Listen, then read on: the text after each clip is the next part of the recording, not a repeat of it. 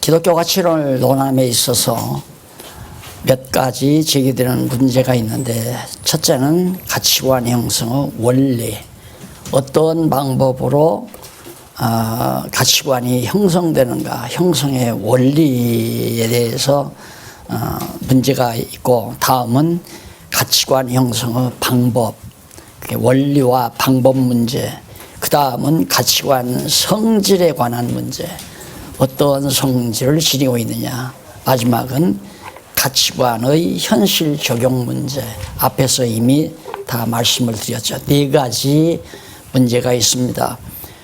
그렇게 가치관이 중요하다면, 첫째, 가치관 형성의 원리가 뭐냐, 그 다음 방법은 어떻고, 그 다음 그 성질은 어떤 것이며, 그 가치관은 정말 현실 세계에서 다 응용이 되고 정말 적용이 될 수 있는 그런 가치관이냐 하는 문제가 제기되는데, 그거 하나하나 정리해 보려고 합니다.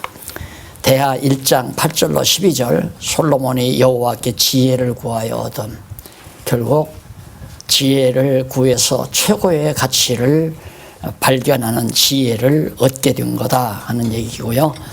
4절로 사도행전 4장 19절은 하나님 말씀 듣는 것보다 옳은가, 하나님 말씀 듣는 것보다 옳은가 판단하라. 베드로 요한이 대답하여 가로되 하나님 앞에서 너희 말 듣는 것이 하나님 말씀 듣는 것보다 옳으냐, 분별하는 거죠. 그러니까 베드로를 감옥에 가둬놨어요. 왜? 예수 부활했단 말 한다고. 부활했단 말 하지 말고 예수 시체 제자들이 갖다 감췄다, 거짓말 하라는 거죠. 그러면 감옥에 안 가두겠다. 그런데 베드로 맞서잖아요. 말도 안 되는 소리 하지 마. 너희들 사람 말 듣는 것이 옳으냐, 하나님 말씀 들은 거 옳으냐. 이것이 바로 가치관을 뚜렷하게 지니고 있는 자의 태도인데, 이게 이제 성령의 역사에 의해서 그렇게 되는 거죠. 호세아 4장 6절 7절에도 여호와를 아는 지식이 없어 망한다. 결국 여호와를 아는 지식이 없으면 망하는 거기 때문에 여호와를 아는 지식이 최고의 가치라고 하는 것을 염두에 두고 하는 말입니다. 그러면 가치관 형성의 원리 문제를 우리 첫 번째로, 가치관 형성의 원리가 16페이지에 나와죠. 형성에 있어 그 원리에 대한 문제가 제기되는데, 여러 가지 여기서 원리란 바탕이 되는 근거, 가치관의 근거가 뭐냐, 근거란 말과도 같은 의미다. 그러므로 가치관 형성의 원리라는 말은 가치관 형성에 있어 바탕이 되는 근거를 말한다. 뿌리가 있어야 줄기가 나오잖아요. 도대체 그 근거가 뭐냐? 다시 말하면 가치관의 근거를 말하는 건데, 이에 대한 견해는 무신론적 입장과 이신론적 입장이 서로 다르게 나타납니다. 무신론적 입장에서는 인간의 본능적 욕구에 그 근거를 두고 있고, 유신론적 입장에서는 이성적인 신지식, 중생한 이성이죠. 중생한 이성의 신지식에 의해, 바로 신지식에서 그 근거를 둔다. 그래서 가치관의 근거가 인간의 욕구인가 아니면 신지식인가 하는 원리 문제가 제기됩니다. 이 세속주의, 신앙이 없는 사람들은 인간의 욕구, 욕망이죠. 본능적 욕망이 그 가치관의 근본 뿌리예요. 그러니까 예를 들면 정말 서울 요지에다가 아파트를 지었다. 아파트를 지었는데, 야, 거기 너무너무 좋은 곳이다. 그 좋은 곳이라고 생각하는 사람들이 한 10,000여 명 된다 이 말이죠. 근데 아파트 동수는 기껏해야 한 400호밖에 안 된다 이거예요. 그러면 경쟁을 붙이면 가격은 폭등하는 거죠. 그렇잖아요. 오징어도 많이 잡히면 가격이 적고 가격이 내리고, 적게 잡히면 먹으려는 사람은 많으니까 가격이 높아지고, 쌀 때는 10,000원만 줘도 30마리, 40마리 주는데 안 잡힐 때에는 5마리, 6마리에 10,000원도 받고. 가치라고 하는 건 상대적이라는 얘기죠. 그게 세속주의에 의한 인간의 욕망의 근거에서 가치가 설정되기 때문에 바로 그것은 하나님이 없다고 하는 무신론자들의 가치다. 그러니까 어느 회사에 합격하는 것이 출세하는 거다. 큰 회사, 잘 나가는 회사, 월급 많이 주는 회사, 그 회사로 몰리잖아요. 왜? 인간들이 누구나가 돈을 많이 벌려는 욕망 때문에, 그래서 그 회사가 가치가 있는 거죠. 주식도 마찬가지, 똑같은 거예요. 그러니까 그런 그걸 가리켜서 상대적인 가치라고 그러죠. 이게 타락된 자들은, 하나님이 없다고 하는 자들은 그 상대 가치에 의해서 살잖아요. 상대적인 가치에 의해서. 목회도 누가 성공했느냐? 월급 많이 받는 사람이 성공하고, 월급 못 받는 사람은 실패한 거고. 그래서 이제 거기에서 가치평가가 이루어지는 거죠. 인간의 가치평가가. 이게 인간의 욕구가 근거가 돼서 나오는 가치가 아닌 하나님을 근거로 해서 가치가 형성이 되면 역시 불변의 가치를, 절대적인 가치가 가능한 거다. 그래서 전도서 2장 10절에 눈이 원하는 것과 마음이 즐거워하는 것, 아까 말씀드렸죠. 솔로몬이 자기가 원하는 욕구대로 다 해봤어요. 그런데 가치가 없더라. 허무하더라. 헛거더라 이 말이에요. 헛거더라. 근데 우리가 지금 여기서 가치론을 배우는데 이걸 글자로만 읽고 지나가면 아무 상관이, 아무 필요가 없어요. 제가 늘 가끔가다 그 얘기하잖아요. 배우면 뭐합니까? 그대로 오늘 가치론을 공부하고 나서도 역시 세속적인 가치론에 매달려서 아웅다웅하고 그것 때문에 속상하고 마음의 평안을 잃고 한다면 눈 멋인 분이, 눈 앞이 보이지 않는 분이 선글라스 끼나 마나 아무 필요 없잖아요. 예? 그러니까 오늘 우리가 이렇게 배워서 안다고 하는 것은 이 배운 대로 실제로 내게서 이루어져야 돼요. 내가 이루는 게 아니라 이루어져야 된단 말입니다. 그러니까 이 말씀을 같이 나눌 때 성령께서 여러분 각자에게 역사하실 때는, 내가 그래서 속상했구나, 내가 그래서 마음에 편안이 없었구나, 이런 걸 자꾸 성령이 깨닫게 해서 자꾸 자제를 시키는 거죠. 그 헛된 짓이다. 솔로몬이 그러지 않았냐. 헛되다고 하더라. 영화를 누리고 자기 욕망대로 다 해봐도 다 헛되다고 그랬더라. 그게 믿어지는 게 성령의 역사란 말입니다. 그렇게 되면 이제 바로 올바른 가치를 추구하게 되는 거죠. 그래서 에베소서 2장 3절에도 육체와 마음이 원하는 것을 해봤다. 솔로몬도 자기가 예수 그리스도를 만나기 전에는 육신과 마음이 원하는 대로, 저 그림 보면 육신과 마음이 원하는 육체의 소욕이 나오잖아요.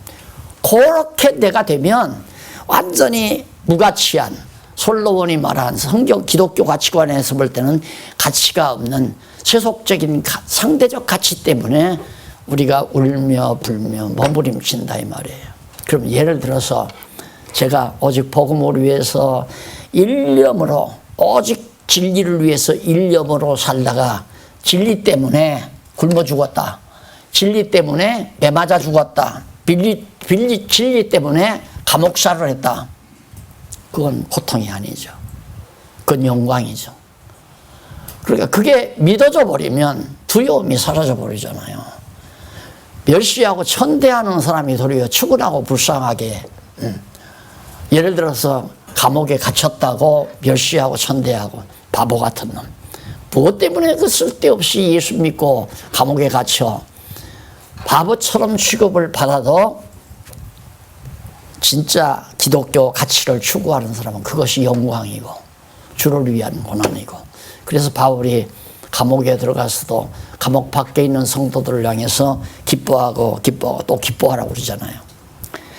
호세아서 4장 6절로 7절에도 여호와라는 지식이 없어 망한다. 여호와라는 지식이 없어 망한다.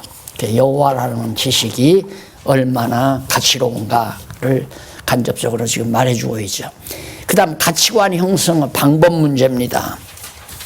방법 문제가 나오는데 그 두 번째 문단에 보면 인간의 본능적 욕구가 가치관 형성 원리라는 견해를 가진 자들은 세속적인 믿지 아니하는 자들이죠. 주관적 방법을 취하게 되고 인간의 이성적 신지식, 중생한 이성적 신지식을 가진 가치관을 가진 그런 형성 원리를 가진 견해를 가진 자들은 객관적 방법을 취하게 된다. 객관적 방법이란 하나님께서 갖게 해주신다 이 말이에요.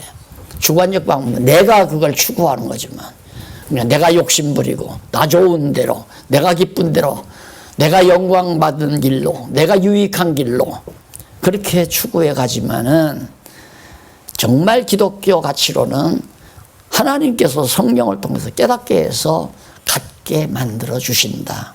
바울처럼 모세처럼 그리고 베드로처럼 그렇게 갖게 해주시는 거죠. 창세기 3장 6절 여자가 본즉 먹음직하고 보암직하고 육체의 욕망대로 먹음직하고 자기 좋은 대로 그래서 자기 좋은 대로가 아니라 하나님 보시기에 좋으신 대로 이게 바로 바른 가치관 추구예요. 사무엘상 8장 4절로 7절에 보면 장로들이 왕을 구하는 것을 사무엘이 기뻐하지 않음. 이스라엘 장로들이 가나안 땅 가서 다윗 왕이 쓰기 전에 자기들의 욕망대로 왕을 세우고 싶었어요. 그게 누구냐면 사울이란 말입니다. 왜? 덩치도 크고 싸움에도 등하고 그러니까 저런 사람이 왕이 되면 나라가 잘 될 거라고 생각한 거죠. 근데 그걸 사무엘이 원치 않죠. 왜? 하나님께서 약속한 땅이 약속한 왕이 아니잖아요. 사울은 베냐민 지파란 말입니다.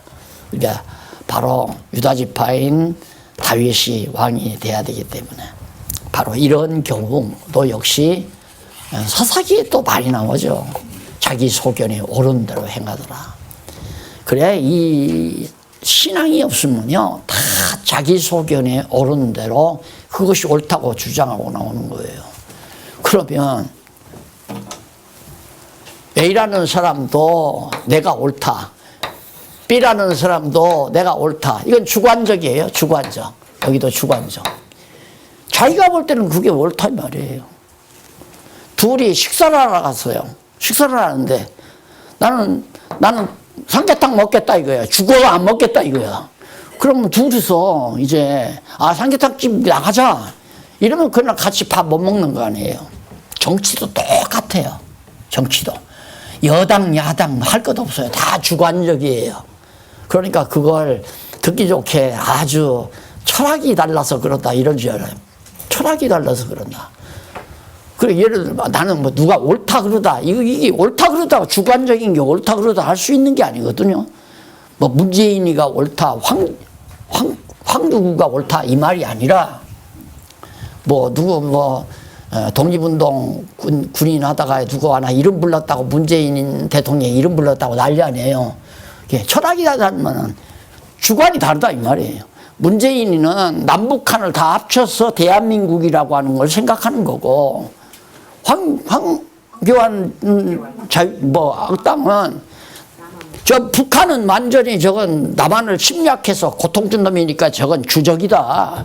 저건 그냥 밀어붙여서 멸망시켜버려야지 미국 의지에서 그런 철학을 가지고 있는 거예요. 이 사람이 볼 때는 그게 옳은 거고 이 사람이 볼 때는 그게 옳은 거고 이게 되겠느냐 이 말이 안 돼요 절대. 그러니까 국회에서 계속 싸움만 벌어지는 거죠. 그러니 이 세상정치라고 하는 것은 힘이 있어야 돼요. 그 힘을 어디서 얻느냐? 백성들의 표를 많이 얻어가지고 민주정치는 백성들의 표를 많이 얻는데 백성들 표를 많이 얻게 하려면 수단 방법 가리지 않고 백성을 속이거나 백성을 유익하게 만들어야 되잖아요. 그게 쉽냐 이거예요. 그럼 백성들을 유익한 건 돈이에요. 당장 돈벌이가 돼야 돼요. 돈벌이를 하는 일은 기업주들이 하잖아요. 큰 기업들이 자꾸 투자를 해서 일거리를 만들어야 되는데 정부에서 뭐 이것도 못하게 하고 저것도 못하게 하고 세금 자꾸만 거들고 뭐 뒷조사하고 그러니까 움츠리고 일을 안 한단 말입니다. 그러니까 그러지 말고 펴주어라. 펴주어서 투자해서 일거리 만들어서 좀 잘 먹고 잘 살게 하자. 이 사람 말 들으면 이 사람이 옳은 것 같고 이 사람 말 들으면 이 사람이 옳은 것 같고 여당지를 보면 여당 말이 옳은 것 같고 야당지 신문을 야당지만 보면 야당이 하는 말이 옳은 것 같고 그래서 예수 믿는 사람도 여당 야당이 되어 있잖아요. 우리는 야당도 아니고 여당도 아니고 하나님 당 아니에요. 하나님 당. 예수당이란 말입니다. 예수당. 절대 진리. 이것도 아니다. 이것도 아니다. 뭐냐? 어차피 이 나라는 하나님의 정하신 뜻대로 대한민국의 앞날이 이끌어져 간다. 소련이 잘 될 거냐, 중국이 잘 될 거냐, 미국이 다 똑같은 겁니다. 이 상대적, 주관적 가치관을 가지고 정치하는 사람들을 믿고 목이 늘어지게 아무개가 대통령이 되면 좀 잘 세상이 돌아갈 텐데 그거 안 되잖아요. 절대 그거 아니에요. 하나님께서 아주 망나니가 대통령이 돼도 잘 하나님 그렇지 그런 문제가 다 취급이 돼요. 가시나 짤막한 교재지만은 이 세상 모든 만사 만물에 대한 모든 이치를 다 다뤘어요. 그거 하려니까 한 20시간 걸린 거거든요. 그러니까 오늘 강의를 들으시고 이게 중요하구나 하면 시간 나는 대로 이거 바로 이게 언제 했느냐면 강론집 쓰기 전에 나온 것 같더라고요. 이 출판 연도를 보니까 벌써 그러니까 가치관 설정 다 해놓고 강론집 쓴 거예요. 쉽게 말하면. 그러니까 97년 1월 20일이니까 벌써 20년이 넘었잖아요. 22년 정도 됐으니까. 그때 강의했던 걸 한 20시간 되니까 하루에 2개씩이면 한 열흘이면 끝나잖아요. 자세히 읽으시면은 정말 우리 기독교 가치관이라는 게 얼마나 중요한가를 알 수 있을 겁니다. 자, 그래서 현실 적용 문제가 나오죠. 성질에 관한 문제. 가치관, 성질에 관한 문제가 창세기 42장 21절로 22절 보면 야곱의 아들들이 요셉을 판 사실을 후회합니다. 그래, 요셉을 만나러 갔죠. 양식 팔러 갔단 말입니다. 가가지고는 요셉이 드러나죠. 이제 요셉이 아직 안 드러난 거예요. 요셉이 이제 딱 나와서 막 하니까 막 너희들 막 간첩단 아니냐, 정보 들어온 놈들이지 하고 오니까 막 얘기를 하면서 야, 우리가 동생한테 잘못해가지고 이런 지금 위기를 정말 맞이하는 것 같다. 후회하고 나오잖아요. 이 내용을 내가 왜 썼느냐면 나중에 요셉이 드러나죠. 내가 형님들이 판 요셉입니다 하고 딱 드러나서요. 그래서 울고 불고 껴안고 난리를 치고 이제 이사도 가서 다 사는데 아버지의 야곱이 죽죠. 야곱이 죽은 다음에 형들이 그때는 걱정이 태산이에요. 아버지 살아 계셨을 때는 요셉이 자기들을 많이 봐줬지만 아버지가 세상을 떠났으니까 이제는 저 요셉이 우리를 보복할 것 같다. 그래 두려워 떠는 걸 요셉이 알고 형님들 앞에서 그래요. 형님들은 나를 헤아려 했으나 헤아려 해서 나를 애굽으로 팔았지만 하나님께서는 그것을 선으로 바꾸셨다. 그래서 오늘날 우리 가정을 다 구원하게 했습니다. 자, 그러면 여기서 요셉을 팔아먹은 것이 가치가 있느냐 없느냐? 가치 있잖아요. 어떤 의미에서 볼 때 절대적 가치를 인정할 때는 어떤 일도 가치 없는 일이 없어요. 다 가치가 있어요. 친구에게 사기당한 것도 가치가 있고 몸에 병 들어서 죽을 고비 거친 것도 가치가 있는 거고. 왜? 그런 과정을 통해서 오늘 나를 여기까지 인도하셨기 때문에 결국 여호와 하나님을 경외하며 살게 하셨기 때문에. 그러니까 그렇게 보면 내 인생 전체가 무의미한 인생이 전혀 없다. 가치론 다 강의 끝났어요. 기독교 가치론 강의 다 끝났단 말입니다. 그래서 범사 감사하라는 얘기죠. 그럼 과거만 그런가? 아니에요. 앞으로도 내가 멸시를 당하든가 애매히 고난을 당하든가 욕을 먹든가 비방을 듣든가 그거 다 가치 있는 거예요. 왜? 너희들은 나를 해하려고, 나를 억울하게 하려고, 나를 어떻게든지 고통을 주려고 나를 욕하고 비방했으나 하나님은 그것을 선으로 바꾸셨다. 그게 믿어지면 진짜 평안이 이루어지는 거예요. 진짜 마음의 평안이. 하나님의 능력이 그거네요. 하나님은 악인도 악한 날에 적당하게 쓰시려고 악한 난도 창조한 거란 말입니다. 에덴 동산의 뱀도 그때 쓰시려고 만든 거고, 가룟 유다도 역시 예수 파는 임무를 맡기려고 이 세상 태어나게 한 거고, 그래서 그 바울이 말한 하나님의 뜻, 범사에 감사하라, 항상 기뻐하라, 쉬지 말고 네 뜻 구하지 말고 하나님의 뜻 구하라, 구하라 이 말이죠. 진짜 진리 중에 진리예요. 그러니까 그렇게 한마디 한마디 했지만 그 한마디 한마디를 성경 전체 아래서 용해되고 있는 말씀의 바탕 위에서 이해가 가야 정말 먹으면 먹을수록 진맛이 나지, 그걸 모르면 어떻게 범사에 감사해? 한심하네. 어떻게 범사에 감사해? 안 되잖아요. 그러나 우리가 성경을 알고 보니까 와, 진짜 형제들이 만약에 요셉을 애굽으로 팔지 않았으면 흉년 때 야곱의 자손들 다 굶어 죽었을 거 아니에요. 얼마나 잘 팔았어요. 팔 때는 나쁜 놈이죠. 또 팔려가는 요셉도 너무너무 고통스러웠죠. 그래서 나는 요셉은 정말 대단한 신학자라고 생각해요. 어떻게 요셉은 나한테 와서 배우지도 않았는데 그렇게 잘하는지 몰라요. 성령께서 인도해서 그런 거 아니에요. 성령께서. 생각해 보세요. 이 어린 아버지 밑에서 사랑만 받다가 때때옷 입고 사랑받다가 형님들에게 미움받아서 어려서 팔려갔단 말입니다. 사람 양상에게 애굽으로. 애굽 가서 하나님 배울 시간이 없잖아요.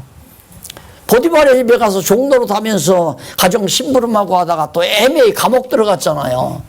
감옥 들어가서 어떻게 꿈 하나 해몽해 줬더니 하나님께서 지혜를 준 거죠. 그래서 결국 바로가 발탁해서 총리가 된 거 아닙니까? 하나님이 깨닫게 하십니다. 여기 계신 여러분들 대박 난지 아셔야 돼요. 진짜 대박 터질 거예요. 세상 어디에서 이 보화를 구해요? 아니, 내가 드렸다는 게 아니라 하나님께서 같이 깨닫고 기뻐하게 만들잖아요. 더 이상 바라면 안 되죠. 돈 좀 더 벌었으면 좋겠다. 아파트 좀 더 큰 데 갔으면 좋겠다. 차 좀 더 세련된 거 구입했으면 좋겠다. 뭐 내 자식이 잘 됐으면 좋겠다. 남들이 뭐 부러울 만큼 좀 그렇게 살아봤으면, 이거 다 기독교 가치관 몰라서 그래요. 정말 가치를 몰라서. 엄청난 가치를 우리는 안고 있거든요. 뭐 부러운 게 뭐 있습니까? 옛말에 세상 학문도 그러잖아요. 진리를 아침에 깨달으면 저녁에 죽어도 여한이 없다고. 그리고 이 엄청난 진리를 깨닫고 또 그래도 뭐 또 뭘 바라고 뭐 잘 돼야 또 그쪽으로 가. 예를 들어서 나도 이렇게 정말 어느 좀 깨닫고 마음의 평안을 얻었다 하십시다. 그런데 갑자기 상황이 달라져가지고 막 빌딩을 짓고 막 올라가는, 야, 이거 하나님이 축복했다. 그러고 생각해서 이제 빌딩을 지키느라고. 여기다 뭘 할까? 뭐 인치기는 뭐하고. 그럼 막 사람들 또 그 빌딩 보고 또 우겼어. 박 목사님. 아니더라고요. 그거 절대 아니야. 사람이 가지고 있으면 모여들어요. 가지고 있으면. 버리면 다 떠나요. 그러나 진리는 안 그러잖아요. 진리는. 그러니까 여러분이 저한테 온 것이 뭐 세속적인 거 요구하러 온 거 아니잖아요. 하여튼 저 만나서 하나님 말씀 듣고 같이 나누면 함께 기쁘니까 같이 만나서 말씀 나누는 거 아니에요. 그것이 바로 모임, 우리들의 만남이란 말입니다.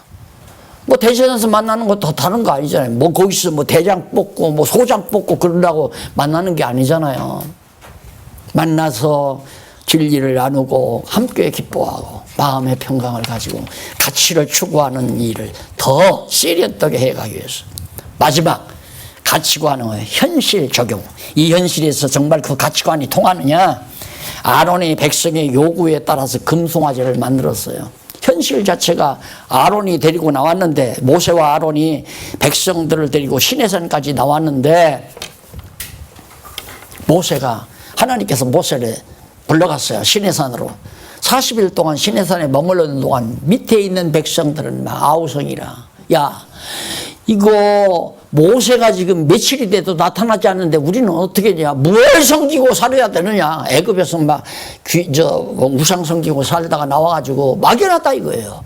뭐 하나님을 어떻게 섬기라는 것도 없고 아무것도 없으니까. 그러니까 현실이 그렇게 되지니까 여호수아가 금붙이 걷어가지고 송아지 만들었잖아요. 여기 이거 섬기자 해서. 그러니까 아론이 참 여호수아가 해주죠. 확실히 공부하시더만 다르다. 네, 아론이 금송아지만, 그러니까 현실 확실한 걸 모르면 현실을 따라가요. 그러니까 내가 성경 배우려면 딱 부러지게 배워야 한다. 현찮게 배우면 배우나마나. 그게 그거야. 되돌아가. 다시 돌아가. 내가 볼 때 다 다시 돌아가더라고요. 옛날로 다시 돌아가잖아요. 성경 제대로 공부 안 한 분은.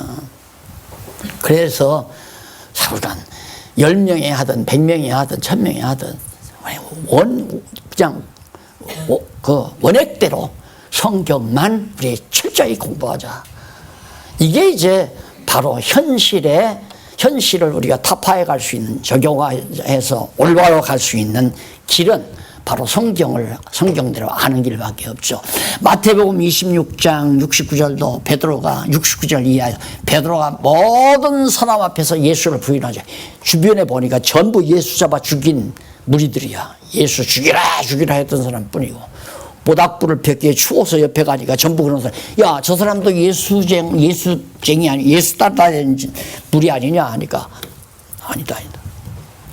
야, 확실히 모르면 현실에 완전히 휘어진다. 내가 잘했다는 얘기가 아니에요. 내가 잘했다는 얘기가 아니라 누가 그래요. 목사님, 어떻게 그냥 그렇게 이단 취급받고 그러면서도 개척교회 하면서 굴하지 않고 이렇게 나왔습니까? 그 양반은 내 의지력인지 알아요. 내 의지력인지. 그래서 내가 한 거 아닙니다. 하나님께서 너무 분명한 거, 성경을 보니까 너무 분명한데 저건 분명히 아니고, 저 사람들이 하는 건 아니고, 내가 말하는 게 이게 너무 분명하고 확실하니까 성령께서 나를 말씀의 능력으로 붙들어 준 거지 내가 한 거 아닙니다. 이게 무슨 말이냐면 현실에 내가 적응하지 않았다 이 말이에요. 이게 마지막 이 코스도 구간이야. 현실에 적응하고, 이게 나이가 70이 넘었으면, 은퇴할 때 70이 넘었으면 그냥 지금까지 살아온 대로 현실에 적응해서 모든 분들이 그냥 더 가르치지 말고 잘해서 했으면 대우받고 얼마나 좋아요. 원로 목사님 자리다. 그래서 주일날 예배 끝날 때마다 원로 목사님 나오셔서 축도하시겠습니다 하면 손 들고 이제는 우리 주 예수 그리스도의 은혜와. 그거 아니니까.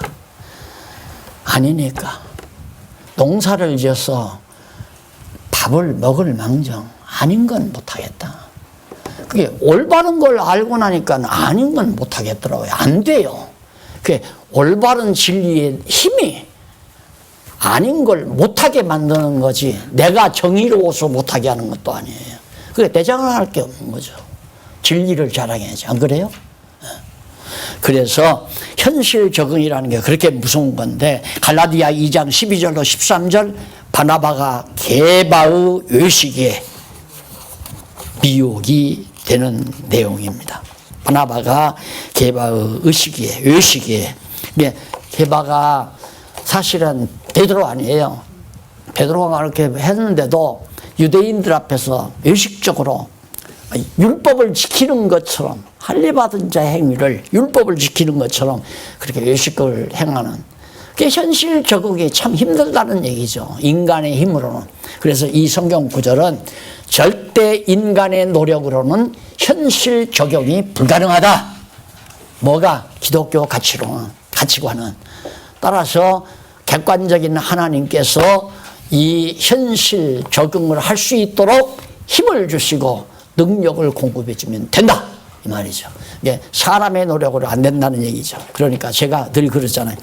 나는 교회를 개혁하려는 게 아니라 개혁되게 하는 겁니다.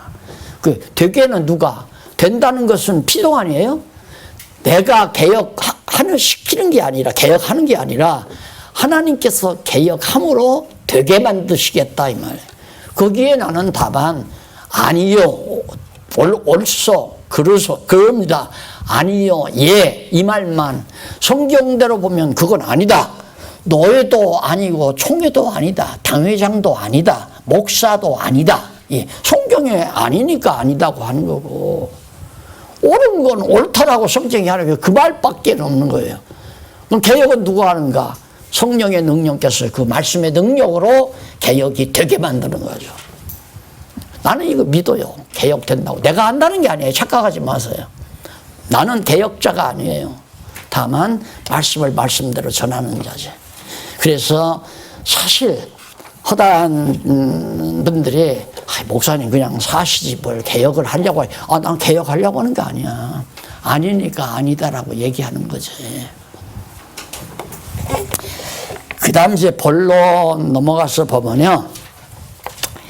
기독교 가치론 논함에 있어 본론에서는 서론에서 문제 제기한 거 있죠. 그 문제에 대한 해답이 나와야 되잖아요. 그래서 가치론 후 전제 문제가 나옵니다. 전제, 가치론 후 전제. 근거가 뭐냐? 근본적인 전제와 그 다음 여기 나오죠. 근본적인 전제와 지엽적인 전제. 그러니까 뿌리로서의 전제와 지엽이란 말은 가지와 이파리라는 얘기거든요. 뿌리 없이 가지와 이파리가 안 나오잖아요. 이게 근본적인 전제를 취하면 뿌리와 가지, 지엽적인 전제는 따라오는 거죠. 당연히. 뿌리가 있는데 줄기가 뻗고 잎이 피는 거 아니겠습니까? 그러니까 정말 근본적인 전제와 지엽적인 전제가 있는데 거기 기독교 가치론의 근본적 전제는 신관입니다. 너무 당연하죠. 신관. 그러니까 내가 그랬잖아요. 교회론이 다릅니다. 예, 자꾸 이 머리에 남아서 나오지만 교회론이 다릅니다. 교회론이 뭐가 다르냐? 교회론만 다른 게 아니라 교회론이 다르면 신론도 다르고 교회론이 다르면 구원관도 다르고 다 다르다. 윤리관도 다르고. 예, 하나가 다르면 다 다른 거예요. 예. 그게 맞으면 다 맞고 틀리면 다 틀린 거지. 왜? 이게 덩치니까 이게 하나의 조직, 하나의 논리체계이기 때문에 어느 부분은 맞고 어느 부분은 틀리다. 그게 되면 논리적인 얘기가 안 되잖아요. 그러니까 교회관이 다른 건 다 다른 거예요. 인간론도 다르고 윤리관도 다르고 신론도 다르고 예, 다 성령론도 다르고 전부가 다 다른 거다. 이게 심각한 거죠. 그러면 그렇게 다르면 지옥 가느냐? 아니에요. 지옥은 다 완전히 완벽하게 알아야 천국 가는 건 아니잖아요. 이 땅 위에서 정말 천국을 누리느냐 안 누리느냐.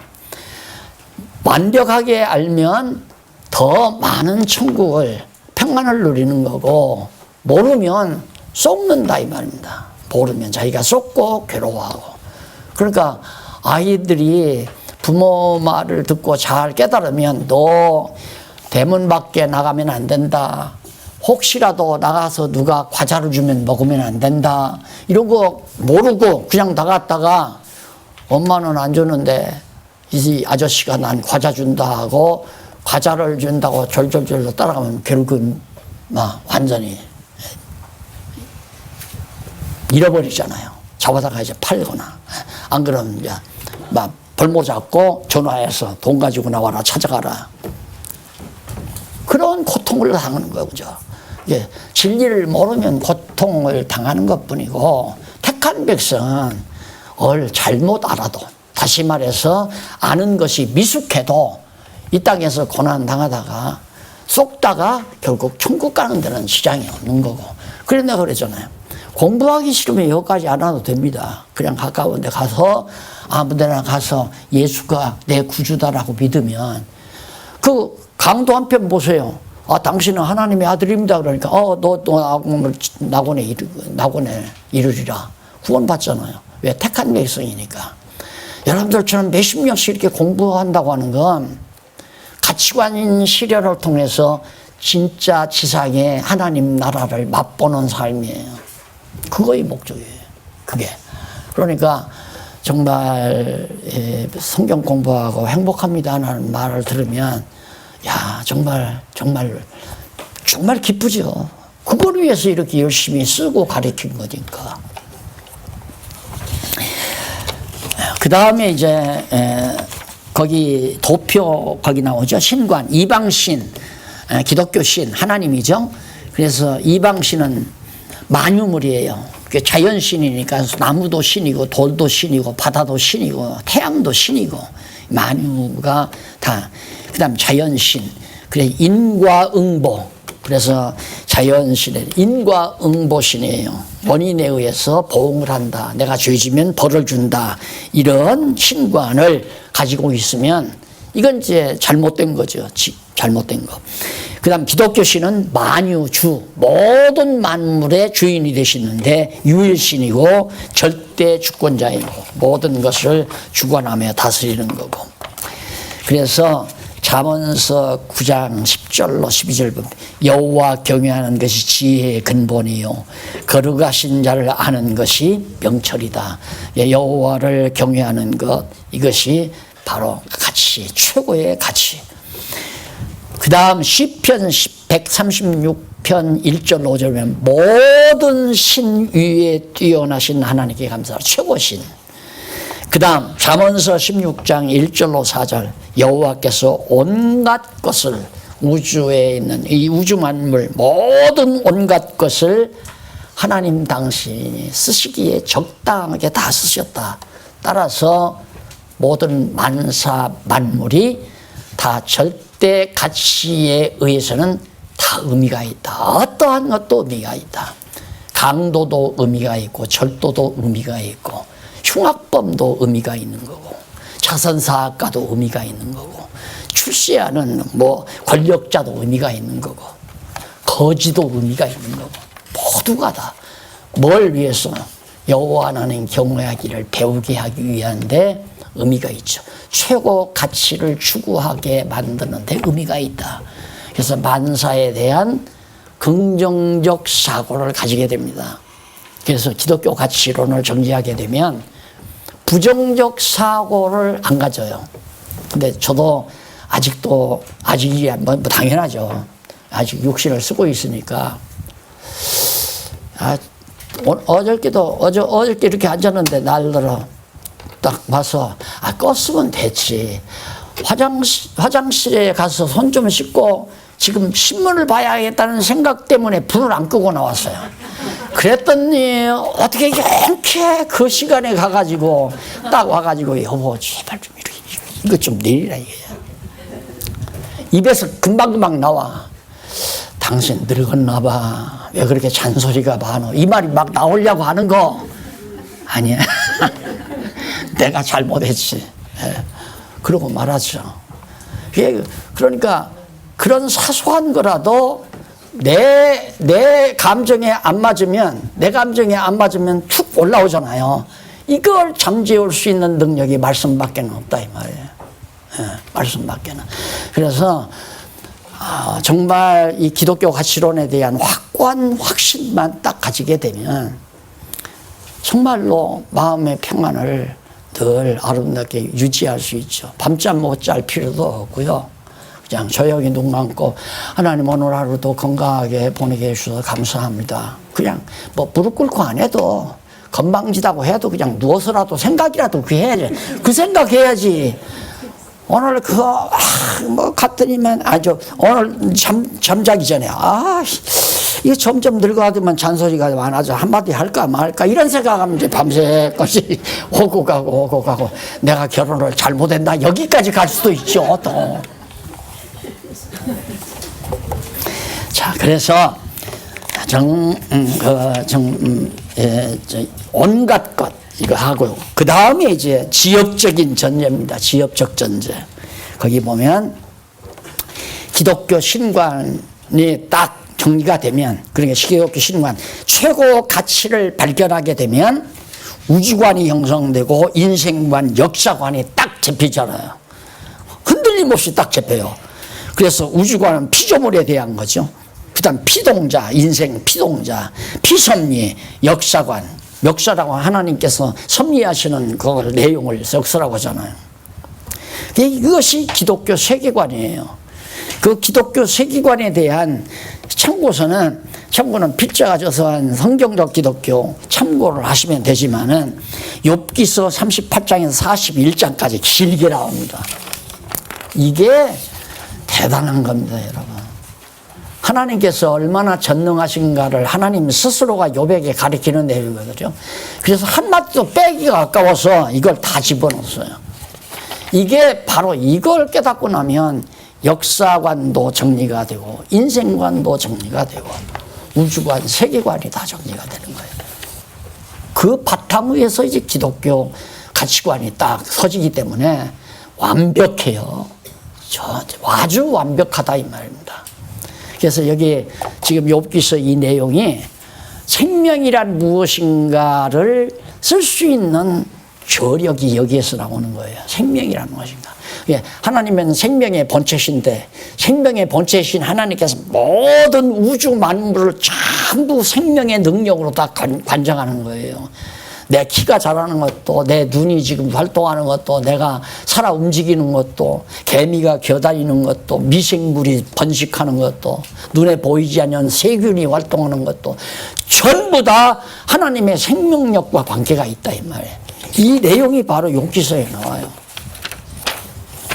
그런데 하나님의 자유지가, 인간의 자유지가 어떠니, 뭐 하나님의 주권이 뭐 어떠니, 이거 가지고 뭐 알쏭달쏭 한참 멀었어요. 한참 멀었어요. 인간의 자유지가 어디 있어요? 하나님께서 지금이라도 생명의 기운 딱 끊어버리면 그냥 분토로 돌아가 버리는데, 분토로 돌아가서 그렇게 먼지로 남아있지도 않아요. 먼지마저도 없어져 버려요. 나중에는. 땅이 다 체질이 녹아져 없어진다고 요한계시록에 나오잖아요. 그러니까 이 모든 물질이라는 게 하나님의 생명의 기가 이렇게 뭉쳐지게 한 거란 말입니다. 오늘 콩 넣고 쑥도 개우고 그 뭉쳐놨죠? 어떤 권사님이 그걸 뭉친 게 아니라 하나님이 그거 뭉치어서 이렇게 되게 한 거지. 하나님이 거기 역사 안 하면 다 풀어져요. 없어져 버려요. 그게 생명이라 이 말입니다. 이런 세계관을 가져야 진짜 내가 여호와를 알고 그분을 경외하고 산다는 것이 얼마나 의미 있고 가치 있는 삶인가. 여한이 없다. 이제는 나는 죽어도 살고 살아도 살고, 그렇죠. 내 육신이 죽어도 나는 살아있는 거고, 또 이대로 살아도 살아있는 거고, 살고 죽는다는 것이 큰 문제가 되지 않잖아요. 최고의 가치를 깨달으니까.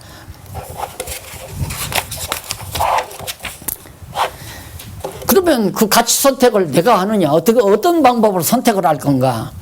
수단으로서의 선택. 쉽게 가게하고 끝냅시다. 수단. 하나님 이외의 모든 건 다 수단이에요. 수단이기 때문에 하나님께서 그 수단을 통하여 최고의 가치를 목적으로서의 가치. 네. 수단으로서의 가치와 또 하나는 목적으로서의 방법. 수단으로서의 방법과 목적으로서의 방법 두 가지가 있는데, 방법이 수단으로서의 방법은 거기 밑에 보면 창세기 3장 6절 여자가 먹음직하고 보암직한 나무 실과를 따먹게. 하나님께서 하와가 선악을 알게 하는 과일을 안 따먹었으면 우리가 여호와 경외하기를 배울 수가 없잖아요. 그렇죠.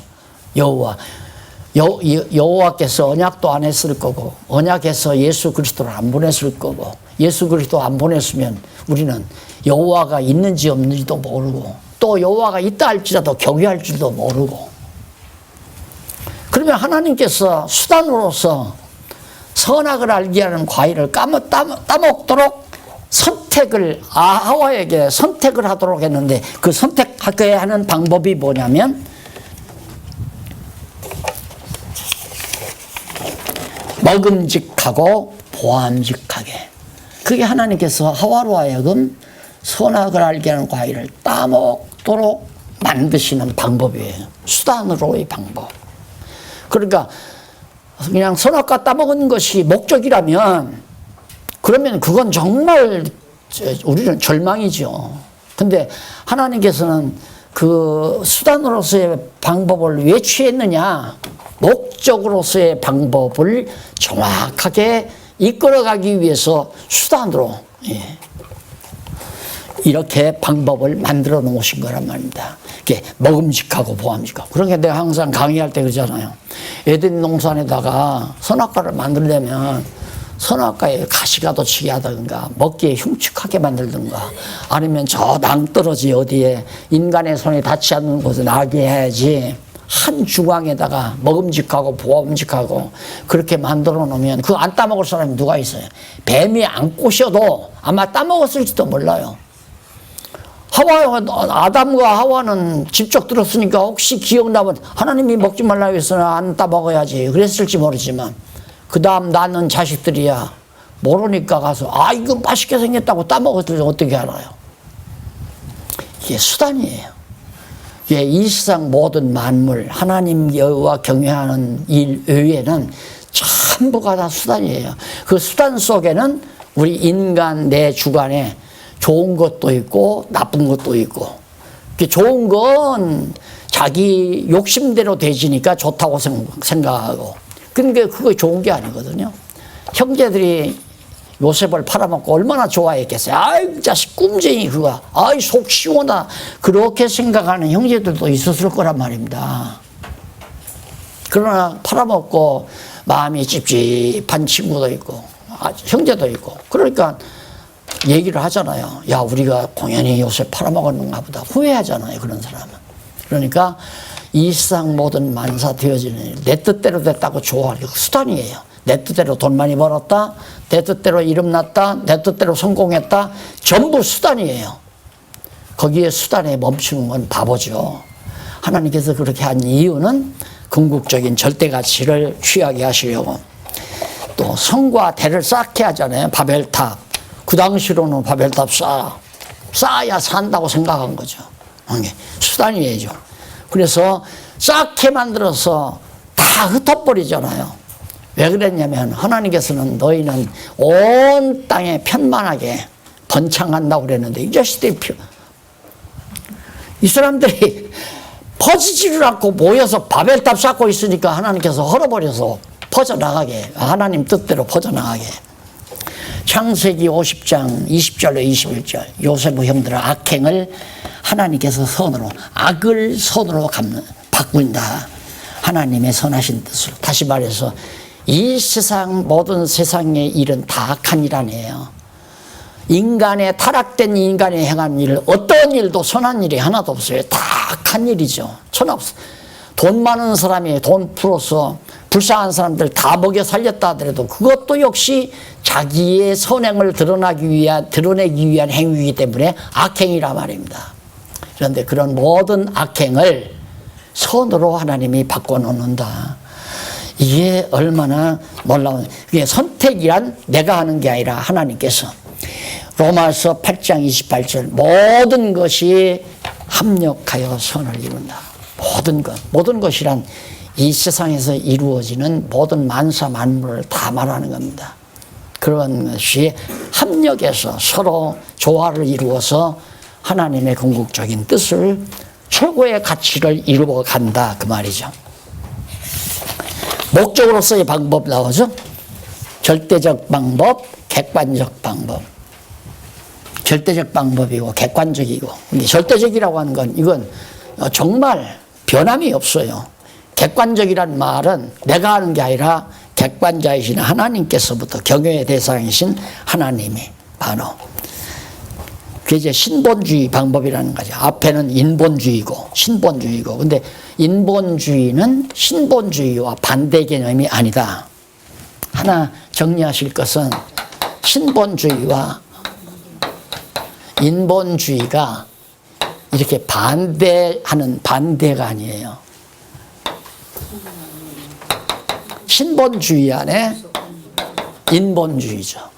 이게 신본주의가 인본주의를 다 수단으로 작용하신다니까. 인본주의를 통해서. 그러니까 민주주의도 인본주의고, 김정은이 같은 독재주의도 역시 인본주의 안에 인간이 중심에서 하기 때문에 이런 인본주의 철학이나 사상이나 정치나 교육이나 문화 모든 것들이 다 신본, 하나님께서 근본적으로 절대적인 가치를 추구해 가기 위한 하나의 수단으로 사용하신다. 그러니까 인본주의를 누가 주관한다? 하나님이 주관한다 이거죠. 하나님이. 그런데 지금 난리 났잖아요. 마치 김정은이는 하나님 반대편이고 우리 민주주의는 하나님 편이라고 착각하는, 그렇게 철딱선이 없는 사람들이 정치한다고 나서 난리를 치니까 안 되는 거죠. 예. 신본주의는 하나님께서 다, 김정은이도 주관하고 트럼프도 주관하고 중국 시진핑이도 주관하고 다 주관해요. 모두가 다 인본주의니까. 신본주의는 오직 성경을 통한 하나님의 주 그리스도의 몸된 교회. 그러니까 엄밀히 따지면 이거 교회 아니에요? 이건 세상 정치고 세상 나라. 그런데 교회와 세상 나라를 대비시켜 놓고 세상 나라는 교회 반대편이다. 세상 나라가 교회 반대편이 아니죠. 세상 나라는 교회가 교회 되게 하기 위한 하나의 수단으로서의 집단이에요. 하나님께서 세워준. 하나님께서 세상 나라 각각 다 세우잖아요. 바벨론도 세우고 아수르도 세우고 애굽도 세우고. 지금 엄청난 내용들이 다 나갑니다. 정치학 나가잖아요. 지금 벌써. 예? 가치론 얘기하는 데서. 우리가 이렇게 정리를 하고 나야 신문을 보든 라디오 방송을 듣든 텔레비를 보든 분 터지고. 그런데 나는 분까지는 터지지 않지만 축구하다가 지면 속상하더라고요. 축구하다가 지면. 그래도 난 민족적인 감정이 있어. 나도 육신을 썼으니까 가능하면 일본하고 축구하는데 우리나라가 이겨야 되잖아요. 그런 건 있지만 세상 정치를 교회 입장에서 편들고 하는 건 우리의 정상적인 태도가 아니죠.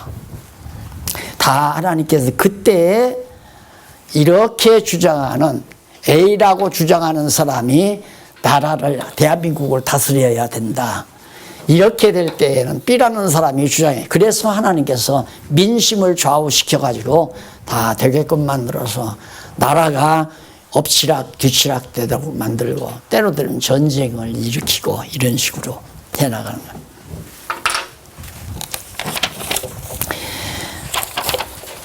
그 다음에 이제 욥기 지난 다음에 사도행전 17장 22절 32페이지에 나오죠. 인간이 하나님을 힘입어 살며 기도하며 있느니라. 아주 유명한 말씀입니다. 인간이 하나님을 힘입지 않으면 살지도 못하고 움직이지도 못하고 이렇게 존재할 수가 없어요. 다 분해돼 버려가지고 없어져 버린 거예요. 전도서 1장 2절 만사가 다 하나님의 손에서 나는 것이다. 모든 만사, 이 땅에서 일어나는 모든 역사적 사건 하나님 손에서 다 주관되고 다스리죠. 그러시는 거예요? 막 32절. 예? 뭐가 틀렸어요? 네. 만사가 다 하나님 손에서 난다. 전도서 1장 2장 나오죠. 그 다음에 이제 가치 선택 방법, 가치를 선택하는 어? 40페이지.